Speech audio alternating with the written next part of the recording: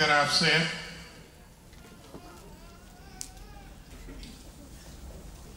Well, if not, let me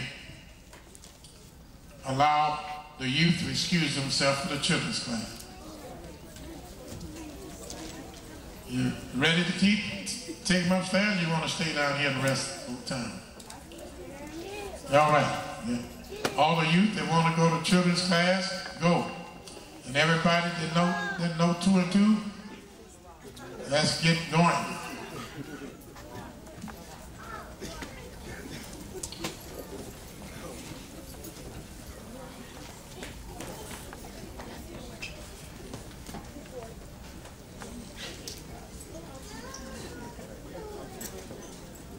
Cleaning us out, ain't they?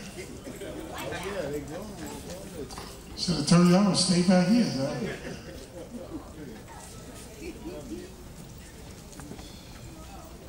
We wanted to give the youth a chance to excuse themselves. Now, before I get into another subject matter, do we have any questions from anyone about anything? Yes, ma'am.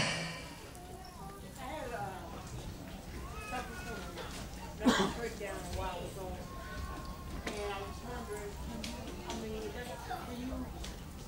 that pleasing to the dear Lord? Is that what? Pleasing to the dear Lord. I mean, you still get, when you say be strong, not strong, can still get your weapons together. Well, in this society, it's easy for people to have nervous breakdowns. And that's when the Creator said, is there not no balm in Gilead? Is there not no physician there? Or are my people saved? But merely because a person suffered mentally or physical sickness does not exclude them from being sons and daughters of Abraham, Isaac, and Jacob. Neither does that exclude them from receiving the Creator's blessings. You can still learn, you can still grow, you can still serve the Most High. Earlier today, I was having a conversation with one of my neighbors, and he was saying about how perfect Christ was. And there is none perfect but one, and that's Christ. And I told him he's absolutely incorrect. I said there is not a word in the Bible, Old or New Testament, where Yahweh said Christ is perfect. But the Creator did say Abraham was perfect. The Creator did say that Noah was perfect.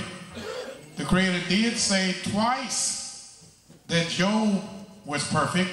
And the Creator said 4 times that King David was perfect. But he never said one time where Christ was perfect. And the man said, I'm wrong. I said, is the Most High telling a lie? He said, yes. He'd have to be telling a lie. And I looked at him. I got ready to walk away off the porch. And I looked at him. I said, well, why do you say that? He said, because I read in the Bible. And he got real dramatic. Well, David took Uriah's wife and slept with another man's wife. I seen when this man had Uriah put on the first line to be murdered. And you gonna tell me the Bible said he's perfect? After he committed adultery and after he had a man murdered? I said, well, let me explain it to you. David often said, forgive me for the sins of my youth. David prayed more than any man that I know. And I said, let me explain something to you. I said, you know the most read book in the entire Bible? He said, no. I said, well, the most read book in the New Testament is the book of Acts. And that didn't even supposed to be written. It don't supposed to even be a book of Acts because the man who wrote Acts was Luke. And Luke was not an apostle. He was not a disciple. He was not a follower of Christ. He never was with him at any time. He was just a white man that was a physician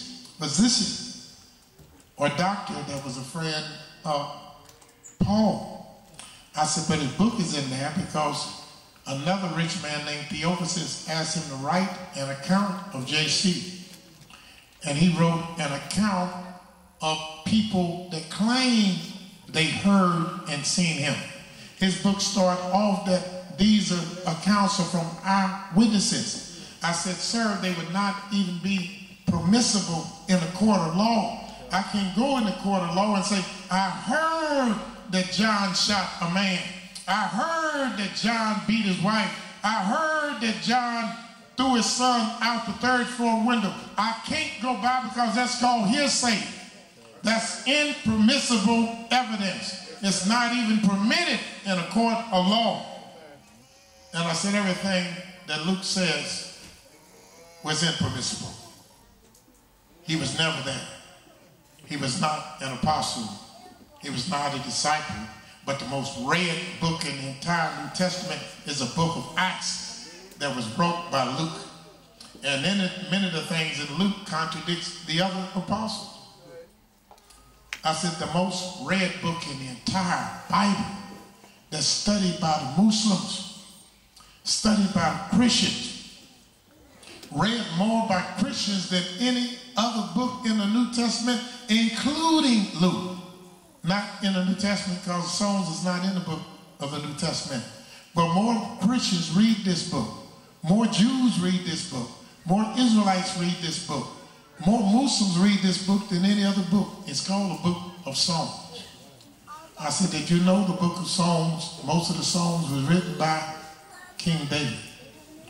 Out of the 149 Psalms that are in the book of Psalms, out of the 149 Psalms, you have 72 of them from David alone. David wrote them. I said the Almighty often gave people accolades. He said that Abraham was his friend. He called Abraham his friend. He called Daniel his what? His beloved. But he said David was a man after my own heart. I said, you don't get no higher than that. David was a man, he said, wait, hold it, and let me get something in. That this man you talking about, why wasn't he allowed to build Yahweh's house if he was that righteous? Why couldn't he build a temple? I said, because the Creator told him, you not. He wanted to build a temple, but the Almighty said, you can't build a temple because you shed innocent blood in the land. But your son Solomon, he can build me a house. But nevertheless, even though I'm not going to give you the permission to build me a house, when I come back to earth to dwell in my house, you will be the king that shall rule the earth under me. And he said, where is that?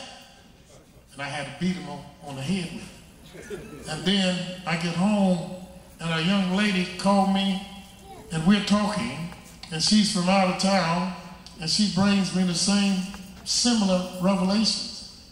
She said, well, I'm an Israelite, just like you, and we're having a big meeting, and I used to be a Muslim myself. She said, but we're trying to get our people to. I said, what do you go by? She said, we go by the Old and New Testament.